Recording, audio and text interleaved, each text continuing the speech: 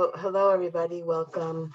Good to virtually see you and at least know that you're here. This is Sylvia Puente with the Latino Policy Forum, and I'm so pleased to kick off and invite you to this inaugural meeting for the Illinois Latino Agenda 2.0. So what we want to do today is share a little bit about what the agenda is, share with you some of our accomplishments. So we'll be hearing from a lot of the other colleagues that you see that are on the screen, and then let you know how you can get involved. So just a little bit of background. It was probably last summer that a number of folks came to me and said, Sylvia, we have all these concerns. We're really not seeing equity the way we think we should at the city or the state level. What can we do? And that really launched a series of conversations that have gone on over the past year. And many of the folks that you've seen on the screen have been meeting faithfully every Friday morning at 8:30 a.m. for the past year to design and launch what we're sharing with you today, the Illinois Latino Agenda 2.0.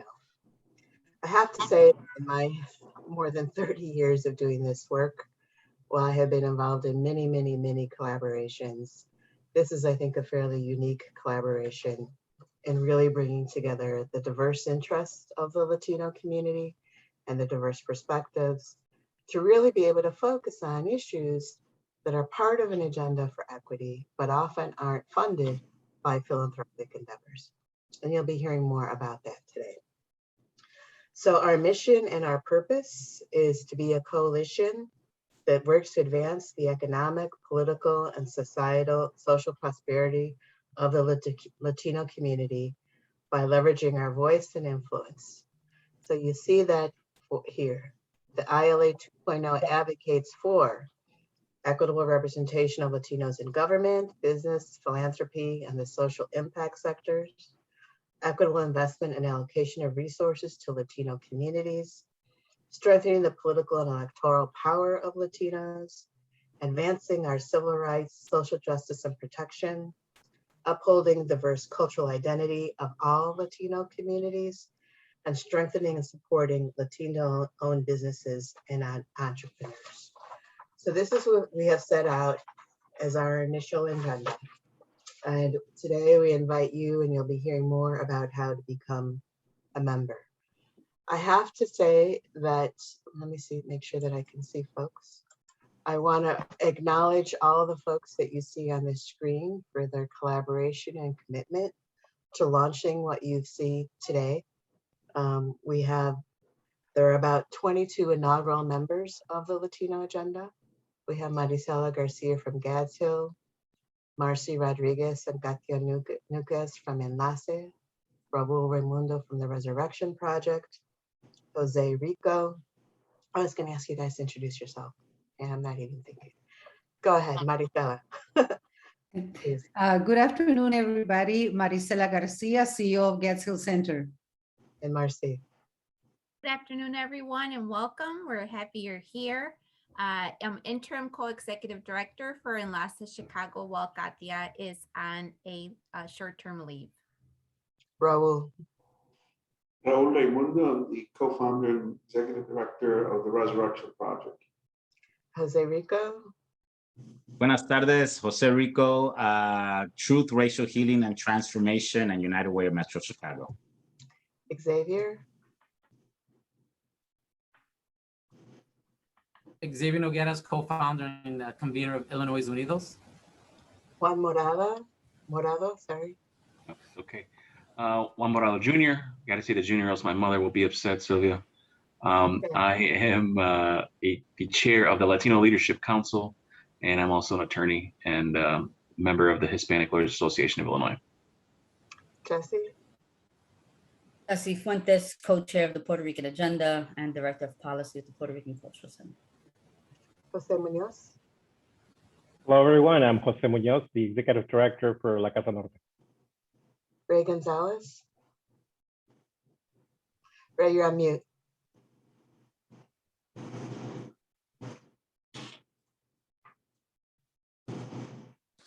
Ray Gonzalez, President and CEO of El Valor Corporation. Sí, Karina.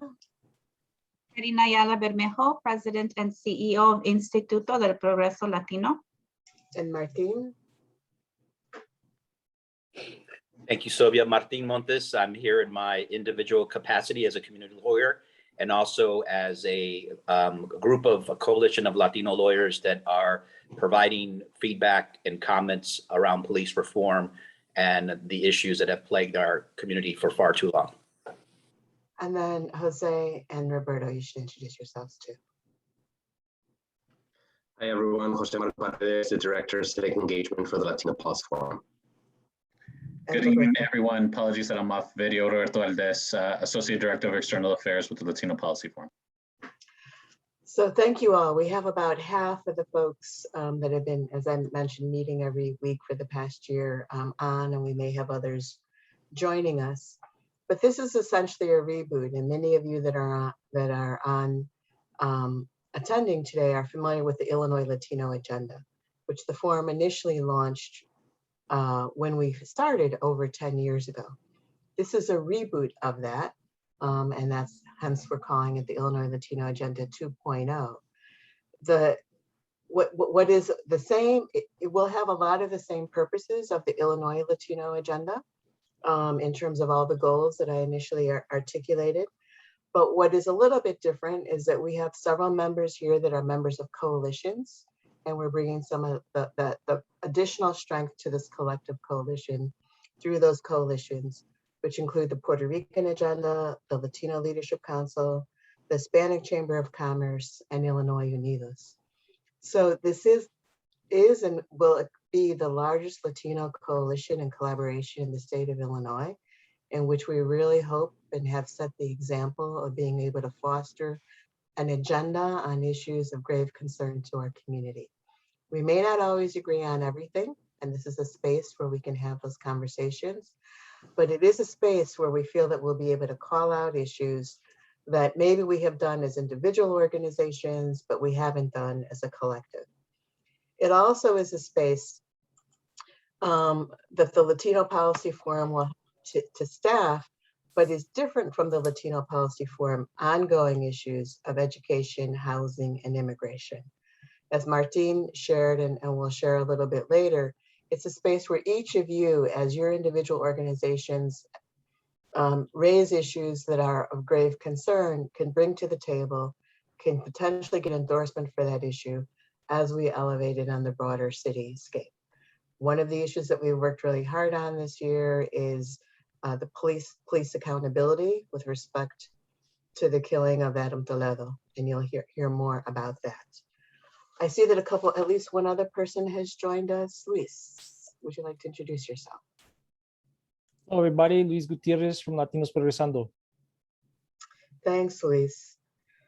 So as I mentioned, there are 22 founding members. We will be constituting and will invite you to either be a member or to potentially join the steering committee. The steering committee will have up to 25 members. We intend to meet quarterly. And as I said, the real strength of this is as a collective when we can speak with the unified voice for our community. We know that we're at a crossroads in our city and our state with so many of our communities, at the crossroads at the intersection of the racial reckoning that our city and nation are going through, a crossroads with all of the pain and fallout and challenges that COVID has wreaked havoc on our communities and our families that are struggling. We know that we do not have equity, even with all good intentions, anywhere in our political sphere, our government sphere, at the city, at the state, or in corporate America. We know that there is a lot of work if the Latino community is really going to take its place and shift the narrative so that we are seen as the economic contributors that we are to this state with buying power of nearly $2 billion. With being the only growing sector of the state, we increased our Latino population by 300,000 in the state of Illinois. And also really in growing the workforce of the state, because we know that we have literally driven a large part of the workforce growth in this state over the past decade. So with that, I also want to share that one of the lessons learned, and we can talk more about this later, from our original Latino agenda, is that the idea here is that this is the key leadership who are in decision-making roles within their organizations. So that would be the board president, the CEO, the executive director. Because one of our lessons learned when we launched the Illinois Latino Agenda a dozen years ago now is that we initially had the executive leadership of the organizations, but over time it got delegated to an assistant director or a program director. And while that's important, and we still will continue to convene those folks through our Acuerdo meetings, and hopefully you're still getting the invitations to our Acuerdo meetings, which are the information sharing meetings and a place where we hear from you on what's going on in the community. The difference in the Illinois Latino Agenda 2.0 is that we really want to be a meeting of the executive leadership of our community, of our organizations, and our individuals to foster this agenda of collective impact and equity for our community. And then, as I said, many of the issues that we'll be taking are issues that we think we need to make a statement on that are not necessarily part of the Latino Policy Forum's agenda, or not necessarily part of the issues that may or may not be part of the issues that individuals work on, but where we think we need to have a voice in promoting equity for our community. I think I'm going to stop with that and introduce some of the other coalition members who are going to be speaking about what we've done over the past year. So with that, I'm going to turn it over to Jose Munoz, who's going to talk about the Vote Ya campaign, redistricting, how we've engaged some of our elected officials, and supporting the appointment of the Latino CPS of as the Latino appointment of the CEO to CPS. Jose? Thank you, Sylvia. Hello, everyone. So, as you know, Latinos in Illinois and across the country continue to grow in numbers. We have been a growing population. We are still now the largest ethnic group in the state of Illinois. Our numbers continue to grow in the city of Chicago. We're major drivers in the economy, but we still continue to be underrepresented when it comes to political appointments, when it comes to elected officials.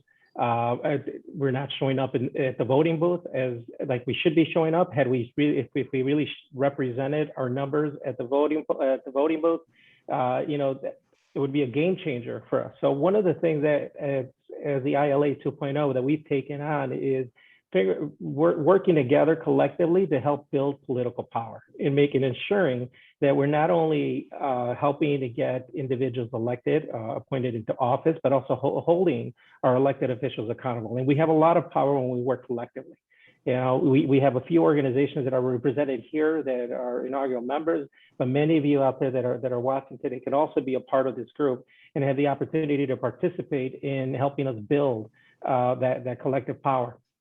So one of the campaigns that we ran earlier late last year during the last election cycle is we launched what we call a Vote Ya campaign, which was the votayaillinois.com. And the idea was to drive people to a specific site where we can give information in both English and Spanish to get people to show up at the vote, not just to register to vote, but to actually show up.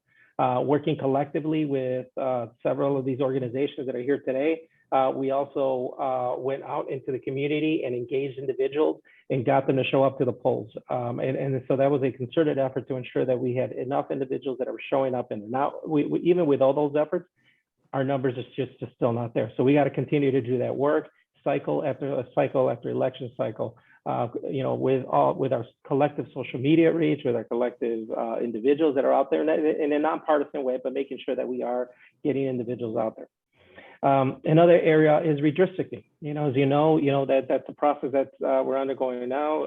The Latino Policy Forum and several other organizations have been putting in some effort into making sure that the districts that are outlined are representative of our communities, that we have enough seats that are on there, and that we have enough space to be able to get out and have our numbers represented as redistricting is taking place. So we've been very active in that space. Making sure that we have a collective voice there and that we're using it to push for that. The other area is engaging elected officials. on key priority areas. And I won't get into some of the other issues that we're going to talk, that others are going to talk about throughout this presentation. But I do want to point out that, because of our collective voice and because we represent so many individuals, not just the nonprofit organizations and as individuals that we run, but also the communities that we're serving, we have been successful in getting individuals to come and have a conversation with us. And when we have to push, to be able to push folks to make the right decisions. And one great example of that is supporting the appointment of the first ever Latino CPS CEO. As you know, the youth in our schools, Latino youth are far outnumber any other youth, all other ethnic groups in the state of Chicago public school system, and we had never until now had a Latino head that department on a permanent basis. So that work happened because of collective efforts of several organizations and coalitions that came together to push everyone, push the mayor and push other folks to appoint someone in there. And the Illinois Latino Agenda actually wrote a letter and advocated heavily to make sure that happened.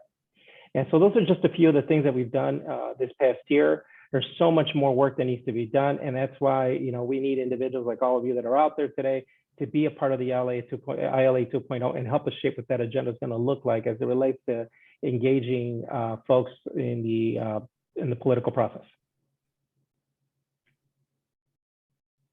And I see that it looks like Juan Carlos has also joined us. Juan Carlos, can you introduce yourself? You went off. Great. Good, yes. Can you hear me? Yes. Can you hear me? Great. So I'm coming to you from a metro train, and I have a short story about this, which is directly related to what we're talking about today. So Juan Carlos Hernandez with Association House. We're located in Humboldt Park. I am proud to be a part of this group. And one of our major focuses has, of course, been equity for the Latino community in so many ways. So Humboldt Park is one area of the city, if we call it the North Side, that has no train station within 1 mile of it. And we think of the people who go to work every single day to make it downtown or to O'Hare. I left my job early today, about an hour and 5 minutes, 2 hours and 5 minutes ago, to make it home, be in front of my bookcase and have a nice place here. And I left intentionally early because the bus, which is only a 2 mile span, usually takes the longest. And we all know that. So with, as predicted, the bus came a little later than expected on the tracker.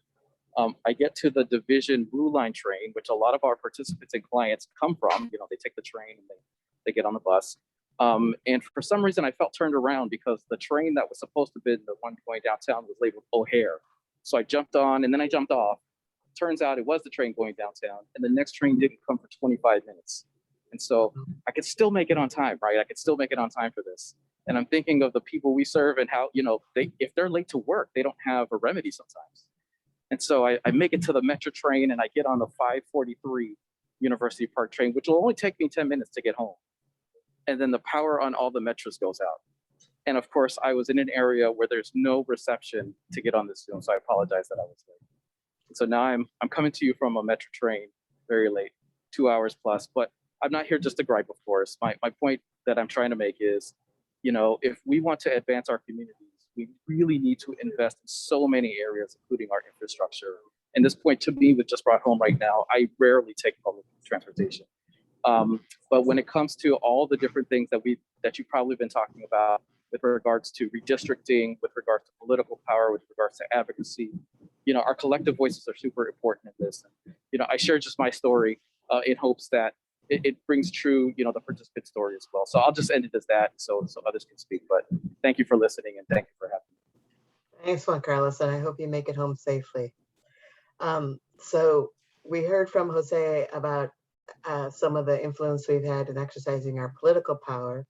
And now I'd like to turn it over to Raul Raimundo of the Resurrection Project to talk about equitable investment and resources in our communities. Raul? Thank you, Sylvia. I just want to echo something that Juan Carlos mentioned, why he's been involved in this, as well as Jose and everybody here.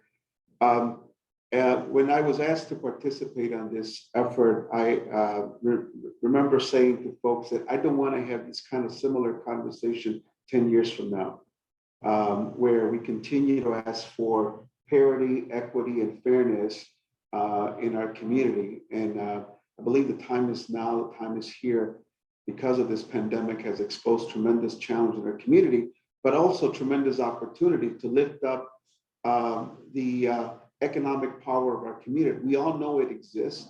Our community continues to expand and grow.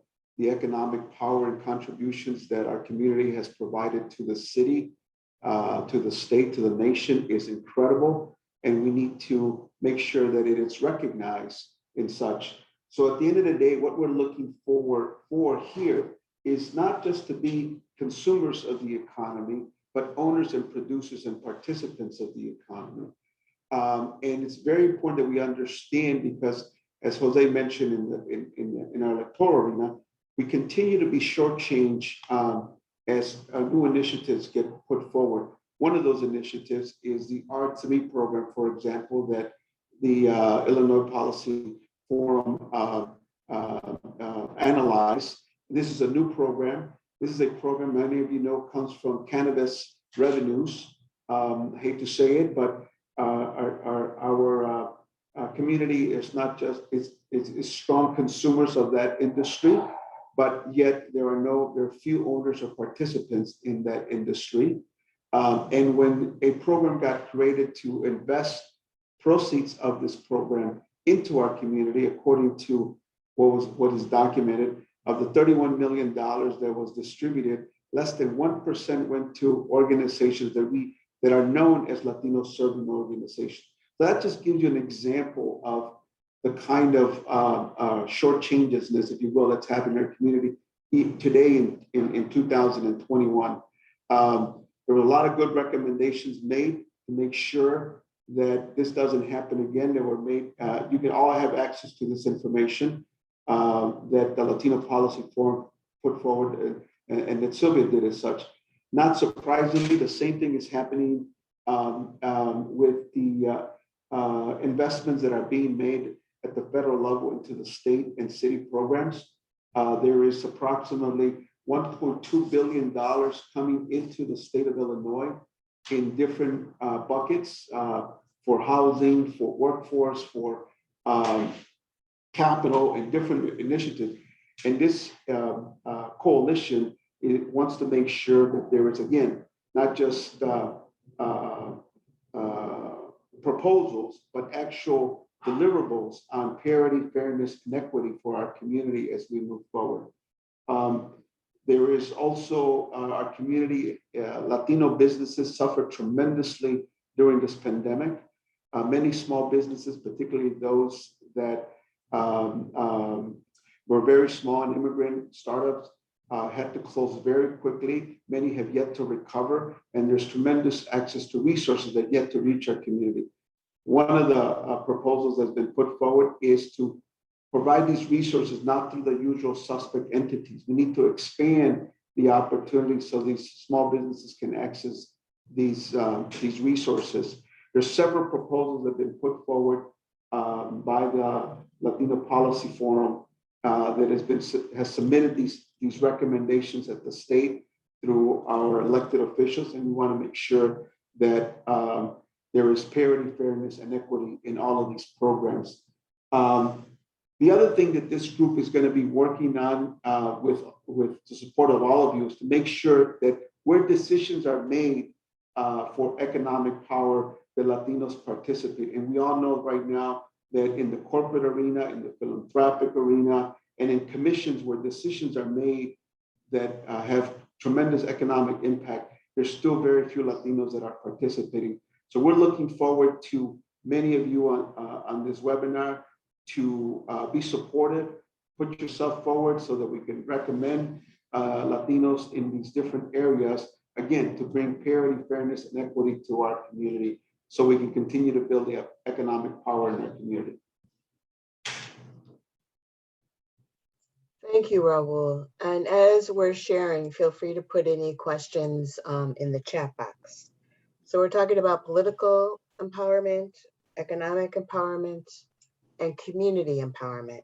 And to share some of the things that we've talked about with respect to some of our community issues, I'm going to turn it over to Jose, Rico, and Luis Gutierrez. Go ahead, Luis. Do you want to start off with the Little Village demands? Sure. Before I go into the work that's happening in Little Village, I want to just point out that Katia Nukis is on sabbatical, much earned sabbatical, so she couldn't be here with us. I do believe that Marcela's here with us, though, representing. So I just wanted to give a shout out to Katia because of all the work that she's done in Little Village and all the work that she's done on this committee. She's just an amazing leader for our community. Secondly, I'd like to say that, there's no secret here, and I don't want to go over all the hardest hit and COVID and all this other things. I think one of the things that we wanted to do as a committee was really put something on the table to have the mayor's office react to. And so Jose Rico led a process here in the neighborhood to reach out to all the different organizations to figure out what do we want to see in terms of investments for families and youth and how that translates into capital projects. And so I'm happy to say that we were able to reach out to many organizations in our neighborhood and put together an ask of over $600 million that was presented to the mayor's office. And this group has been periodically following up to make sure that we see some follow through on these projects. And they range from shovel ready to halfway through an idea to wanting to start ideas. And we were happy to share that list at some point if somebody wants to see that. Jose?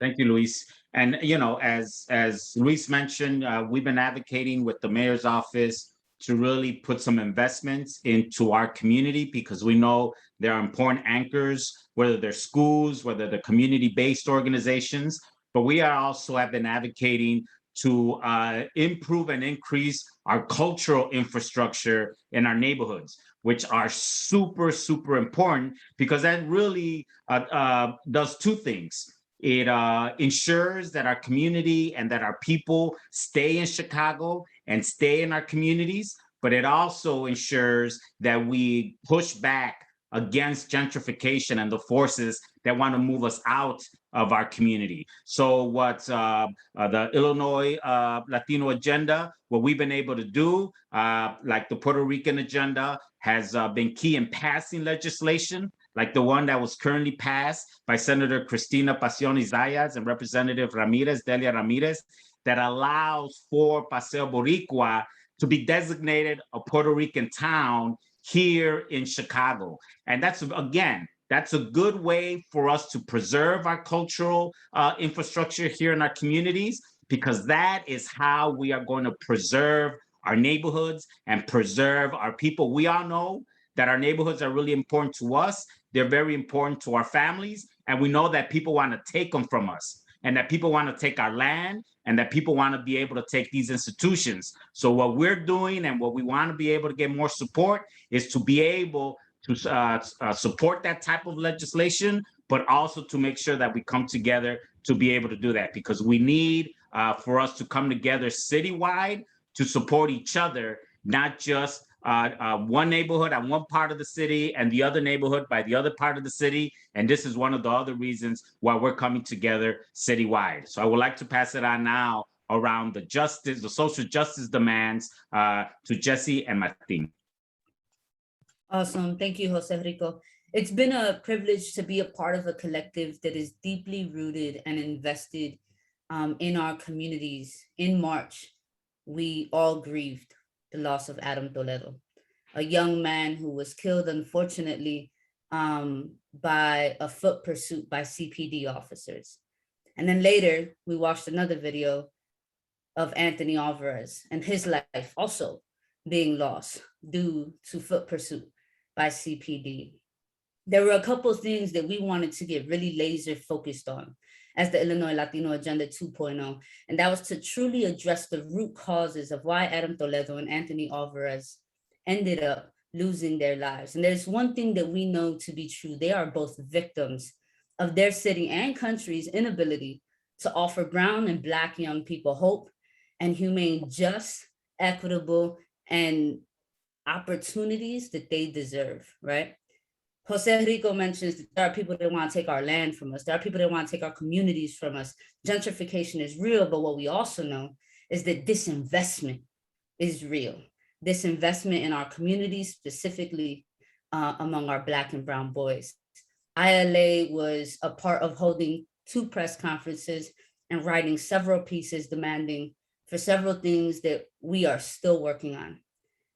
Investing in our capital projects that Luis and Jose alluded to, investing in our schools, ensuring that our schools have social workers, counselors, libraries, good materials, books, that we have enough recreational centers in our community, safe spaces for young men to go, to build community, to learn from one another, to be in spaces where they learn about their own historical memory, along with people who look like them.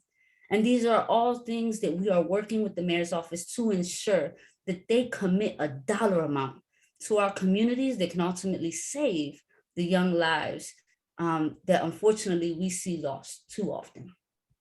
We also demanded for the media to be extremely critical of the narratives that they were producing about young men like Adam Toledo and Anthony Alvarez. We seen the narratives that were produced about a young man like Kyle Rittenhouse. And then you do a comparison to narratives that are produced about our young men like Adam Toledo and Anthony Alvarez. And so we must be a part of producing that counter narrative. We must be a part of telling the true stories of Adam Toledo and Anthony Alvarez and ensuring that they receive and their families receive the justice that they deserve. And lastly, and one of the pieces that I am most proud of, in partnership with Hispanic Lawyers Association of Illinois and Pilsen Law Center, we have been a part of providing policy and legal recommendations to the foot pursuit policies that were put out by CPD. And I want to hand it over to my friend Martin Montes, who spent a lot of time, a lot of thought and energy into making these policy and legal recommendations. Thank you, Jesse. So as I look on the screen and I admire the diversity of what you see here of ILA 2.0, we, the lawyers, at least for the most part, came to this group late, but I am so proud that we are at the table now with this collective group because we, as lawyers, swore to an oath. We swore to the US Constitution to protect the US Constitution. And what has happened here with regards to Adam Toledo and Anthony Alvarez is a violation of the US Constitution, period. And so with our collective power, strength, and legal skill sets, we came together to, as Jesse said, first call for an independent investigation into the Adam Toledo shooting. That was part of the first press conference, in addition to the many demands that you've heard here from support for our communities, for support within schools, etc. Second to that, once Anthony Alvarez was shot and killed in the back, we called for another press conference asking for a moratorium on the foot pursuit policy. That got us collectively as a group in front of the mayor, in front of then former CEO Janice Jackson, the deputy, superintendent of police. And from there came dialogue and discussions with CPD. We have submitted 12-page comments to the policy, essentially asking for many changes. We have an opportunity here in Chicago to be the gold star as it relates to police reform and as it relates to the foot pursuit policy that was issued. We don't have to just be equal to other parts of this country. We have the right and we should push for that. So we continue that dialogue. We've had an opportunity since then to have meetings with the independent monitor of the consent decree that the police department must comply with, which they are unfortunately behind. They have looked at our comments. They have taken our comments, in fact, have had a meeting with the judge, which relate to some of the things that we submitted. We've had an opportunity to sit with the Attorney General, who's also taken our comments. Both of those parties are influential in this process because they're the ones that are dealing with the judge. So we have made our way to one step away from the judge that's overseeing the consent decree and the police department. And it's not going to stop there. There are many more reforms within the police department that are coming under the consent decree, and we will remain active and engaged. So we welcome you to join us, and hopefully you will. Xavier, did you want to share anything about our relationship with Illinois Unidos? Well, sure. You know, when COVID first reared its ugly head about a year and a half ago, many of you already know about Illinois Unidos, and for those who don't, Illinois Unidos is a coalition of over 100 stakeholders, doctors, elected officials, and more importantly, health professionals, and that got together about a year and a half ago to address what was not being addressed at the time. You know, now we're constantly addressing the issue of the Latino community and the impact and the unequitable impact COVID has had on our community. But back then, that conversation wasn't taking place, and now a year and a half later, we've leveraged ordinances and more capacity and all sorts of things for the Latino community when it comes to how we're dealing with COVID-19. But when I see this group, I see this group doing that times 5, in health and education, in employment, in social justice. And so I'm really excited. If Illinois Unidos was able to accomplish what we've accomplished in a year and a half, I'm really excited to see what this group is going to be able to accomplish. And make no mistake, if we don't advocate for our community, nobody's going to advocate for our community. And at the end of the day, that's really what Illinois Latino Agenda is about. So I really welcome everyone to join on board. This is going to be an exciting journey, but we have a lot to fight for. Thank you. So I'm going to invite in my other colleagues who haven't had a chance to say anything to do so in a moment. But you can see some of the tremendous accomplishments that we've just gotten started on. You can see how we've begun to elevate some of the issues that may get a moment in the news, but be able to have the capacity to follow through as we are doing with the foot pursuit policy, I think is incredibly important. I want to highlight 3 things about how we see Illinois Latino Agenda unfolding, and that we're inviting all sectors of our Latino community to be part of this table. This group has been meeting and sort of in our training mode and getting grounded in all the issues, but we're now opening that up and inviting you to participate. And we want it to be North Side, South Side, Boricua, Cuban, Mexican, but also inclusive of our younger leaders that are emerging, inclusive of our LGBTQI community. This will be a table where all of those concerns can be elevated, and each of our organizations has its own collective power and influence, but we're building the collective power and influence of all of us together. So it'll be a place where you can bring those issues to the table, and we can debate what we can provide support, and we can debate on what we think our continued actions should be. I want to say that we certainly have and continue to expect to have ongoing communication and relationship with our political leadership, certainly with our City Latino Caucus and our Springfield Latino Caucus. But we also want to make sure that we are independent of our political leadership. I think that we will have a lot of commonality, and we will oftentimes, if not most times, be on the same page on issues.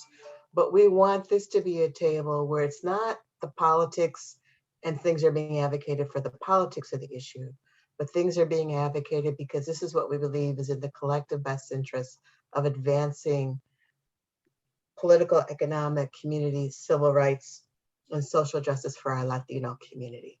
And so that's how we're going to differentiate ourselves a little bit from our political leadership, if you will. And then I also want to say that as we craft what we think is this bold, powerful Latino collective, we are mindful of and in solidarity, certainly with our Black community and our African American brothers and sisters.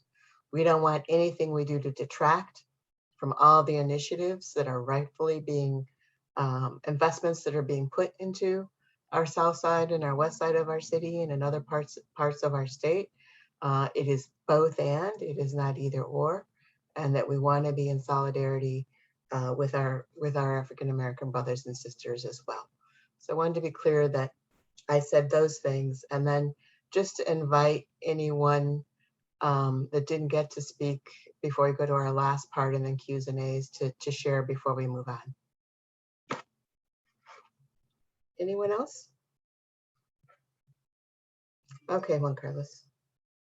Yeah, I'm sorry. I know I spoke and just wanted to mention one thing in terms of the lens here too. And I made it home, and despite 2 hours and 20 minutes, and again, just got me thinking in terms of this story that despite all the struggles we go through, you know, because I'm totally thinking of the people that come to Association House, people who go to work every single day, and people who, you know, have their puestos or whatever they're doing, you know, selling in our communities. You know, we are a thriving community, right? So we struggle, but we thrive and we make it. And that's also a lens that I want to put forward that, you know, as powerful as this group is and the voices here are, we don't always agree, and that's just going to be the case. We move forward.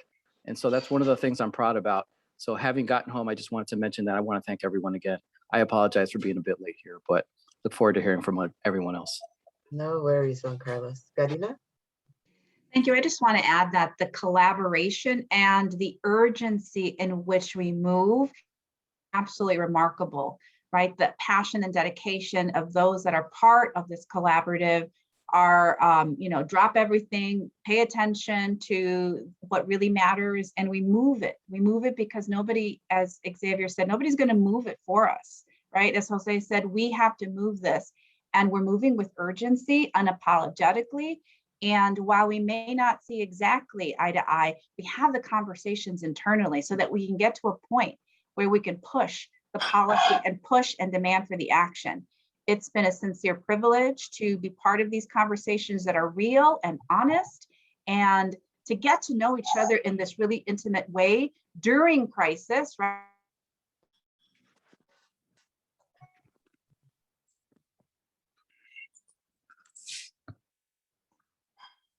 Okay, it looks like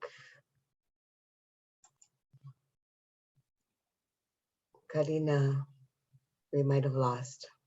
So maybe we'll be able to come back to her. Can you all still hear me? Yes. Yes. Sylvia, this is, I'd like to say something. Sure.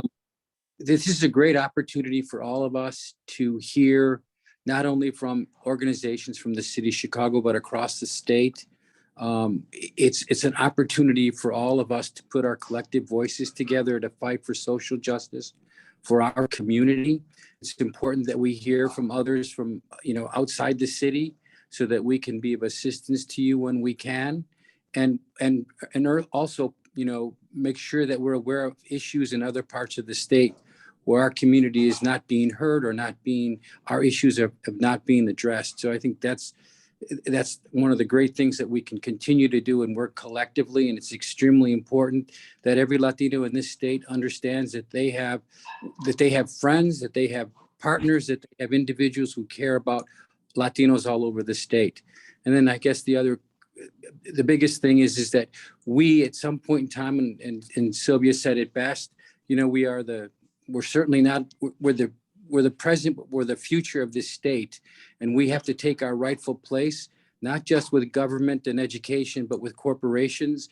You know, I run a nonprofit, and one of the things I do is raise money.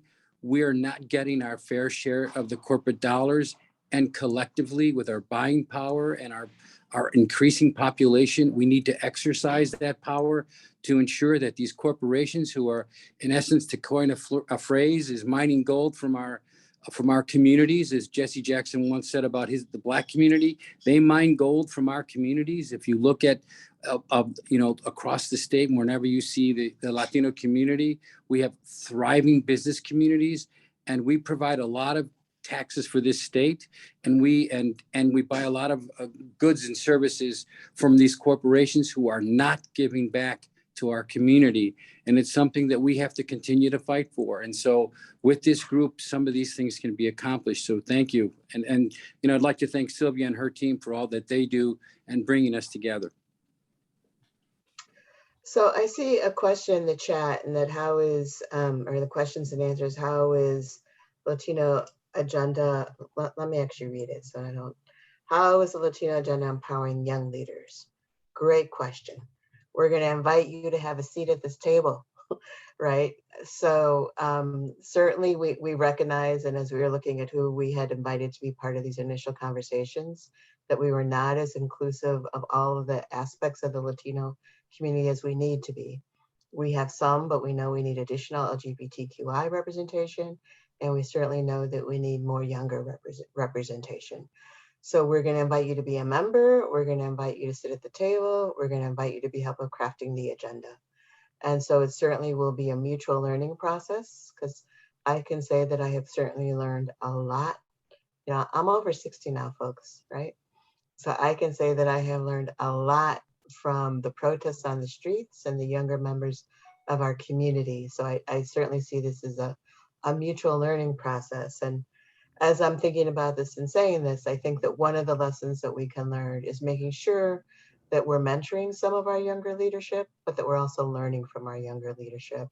Now, how that's going to happen, I can't say we've got it all thought out yet, but this is the table where that mutual collaboration discussion can happen. And we'll open it up to live chat of Q&A or additional questions and to hear from you. But as our last piece of this agenda before Q&A, I like to turn it over to Maricela Garcia, who's going to speak a little bit more to how to get involved. Yeah, thank you, Sylvia. So after you listen to all the vision statements in the agenda of the Illinois Latino Agenda 2.0, we hope that you're ready to become a member. Your participation is very important to advance this ambitious agenda, and we need to bring the Latino-led and majority Latino serving organizations, as well as individual members, to come together and build our collective power to get things done. We invite you to join and together write a different chapter of our history and our future. We are growing. We are all aware that we are growing in numbers, but we need to grow in power, in political power, and economic power. Only working together, we can build the visibility and advance an ambitious Latino agenda that creates opportunities to build prosperity in our community. Every social change in history, as you have noticed, have been created by people coming together and demanding their rights. So nothing has been handed over. Everything has required collective power in the collective agendas. So this is our time, but we need, this is the time to harness our power, our collective power, and get things done. This morning, I was talking to my colleague, Jose Rico, who gave me this image that I kept thinking the whole day about how beautiful it is. And I would like, Jose, if I can put you on the spot and share with the group what you told me this morning. Sure. Thank you, Maricela. And I think, like everybody's mentioned, right? This is a moment in history for us that right now in our city, we know we're the largest group in our city, but we also know that we need to claim this city, and not claim this city as, you know, as an egotistical claim, or to say that that this is ours and the possession, but what is our responsibility for our children and for our community in this moment in time, in this place where we live. And that's why it's really important for us to come together, because we're the only people right now, those of us that are in this room and those that we are connected to, that are going to ensure the future of our children and the future of their children. We're going to be the ones responsible with the education that they're going to receive, with the jobs and the wealth that they're going to build, with the health that they're going to have. And so we could only do this by coming together, and as you've all heard again, build our collective power. And the story that I was telling Maricela this morning is that you know, I go to the lake a lot during the summer. I go over by Pratt Street Beach a lot, and I go there because it holds a very special place for me. It's one of the places where the four elements come together, where the water come together, where in the sunrise, the fire comes together, where I'm laying or sitting down on the earth, and where I also feel the wind. And what spoke to me today is that I felt that power of the wind. And I think about us as Latinos, as Chicago, that we are the wind, that we are in every corner of the city. But despite our numbers, we are still invisible. But when we come together and when the wind is strong and when we have a unified voice and when we speak with a strong voice, we are as strong as a huracán, and everybody could feel us and everybody knows where we are. Even though we may not be able to be seen, we are going to be felt. And the only way we're going to feel that and the only way you're going to feel that is if we come together. So we are asking you and we are telling you, not for ourselves, but for our children and for our community, to support this effort, to become a member and to become involved. Gracias. Gracias, Jose. So I thought that was beautiful, and that's why I wanted him to share that with the whole group. So let's talk about membership now. So as I said before, there is different forms of membership. There is institutional membership and individual membership.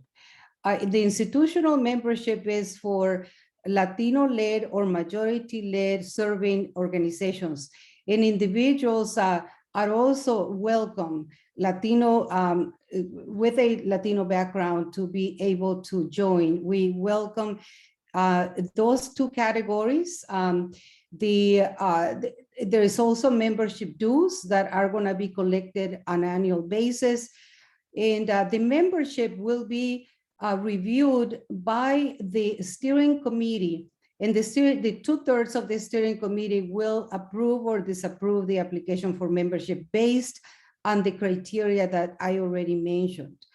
As Sylvia mentioned before, the membership also is going to be extended for those who hold leadership positions in their organizations, such as the CEO and president, executive director, or chair of a coalition. And it is because we want to make sure that this is a decision-making body. There is a little bit about the steering committee. This group has the responsibility to determine, to set quarterly meeting agendas, to consider taking positions on various issues, along with determining who qualifies for membership. So the roles and responsibilities of the members are agree and move forward the goals of the Illinois Latino Agenda and promote the common policy items in the agenda, engaging in ongoing legislative and administrative advocacy. Some specific bullet points, and you'll see it in the membership application, but let me just mention some of them. So some of the roles and responsibilities include general participation in quarterly meetings at the executive level of the organization, advising a steering committee on matters related to policy and practice in the field, engaging in one or more committees of the Illinois Latino Agenda, assisting in developing the coalition's goals, objectives drafted by the steering committee and adopted by full membership, promoting the coalition's common policy agenda within your organization's sphere of influence, and leveraging relationships with the state and other leaders to promote the goals established by the coalition. So I would like now to post or just show the membership form, Jose, or I don't know who will be able to show it to put it on the screen. Yes, I think that everyone can see it. Can everyone see the membership form? Yes, they can see it. Okay. Okay, thank you. Okay, so this is, please go to the website of the Latino Policy Forum and you can find it. And we hope that we have provided enough information for you to consider, but please feel free to reach out to any of us I think that we know many of the people that joined. So reach out to us and we'll be happy to answer any questions that we were not able to answer in this short meeting. So yes, I saw one question in the Q&A. It'll be quarterly meetings of the full membership. And then for now, it'll be twice a month meetings of the steering committee. And we will be expanding the steering committee so that it is more inclusive than just the folks you see here. And we'll be developing a process to invite any of you that would like to consider joining the steering committee to be able to do so. Powerful. Love the connection to the four elements, Jose. Thank you for bringing that in and really grounding us culturally in who we are and what we do. So it's been an amazing privilege for me to work, for all of us, I think, to be able to work together. Let me ask if there's any other questions. I don't know if can people come on the mic to ask a question or make a comment, Jose? Let me see if I can unmute. I don't know if people can raise their hand. I don't know how to mute all of them. So any question or comment from any of you that have been listening? Dalia, what I can do right now is now that I see your name, I can unmute you if you want. Did I unmute you?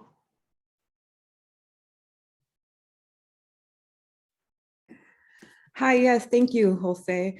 Thank you for the opportunity to speak. I just wanted some more information. I'm interested in joining.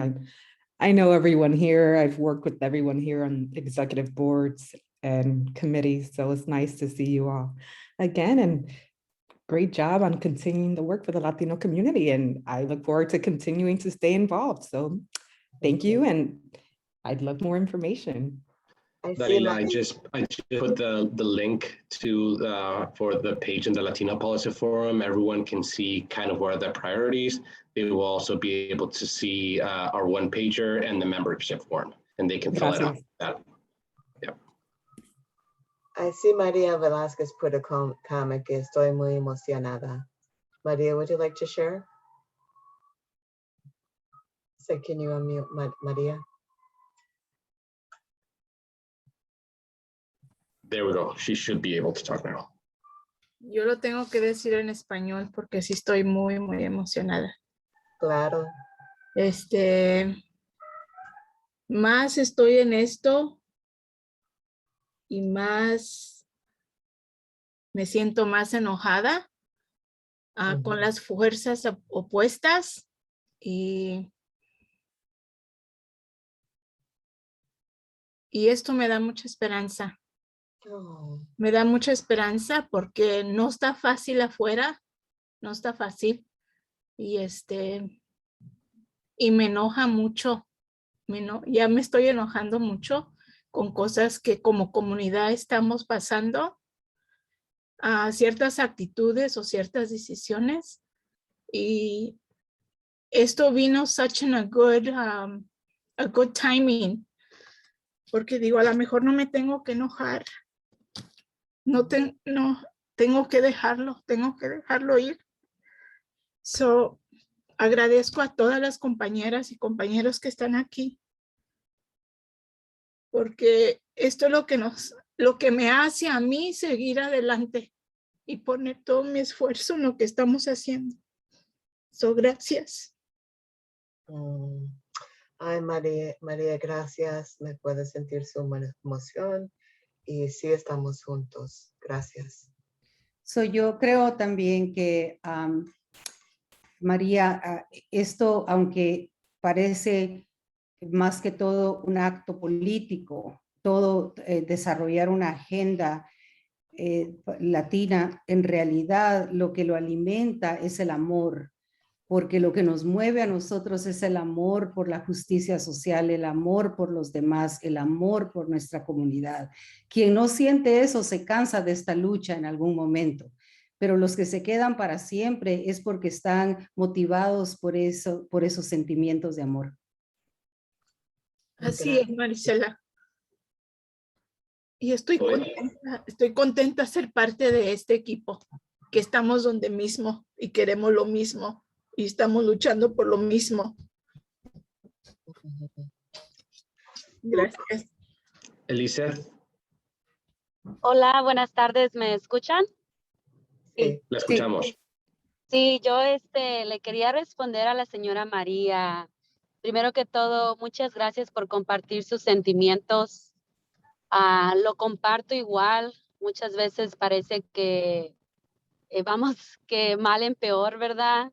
Pero le quería decir que no está sola y más que nada que juntos vamos a salir adelante y quería dar las gracias por este espacio.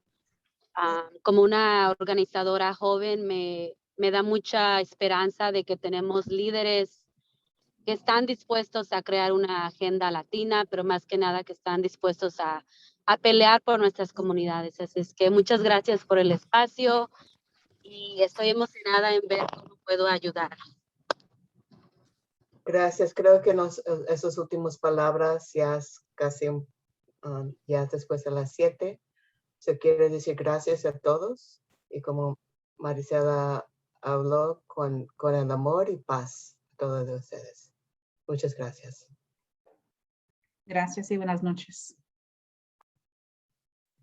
Buenas noches a todos.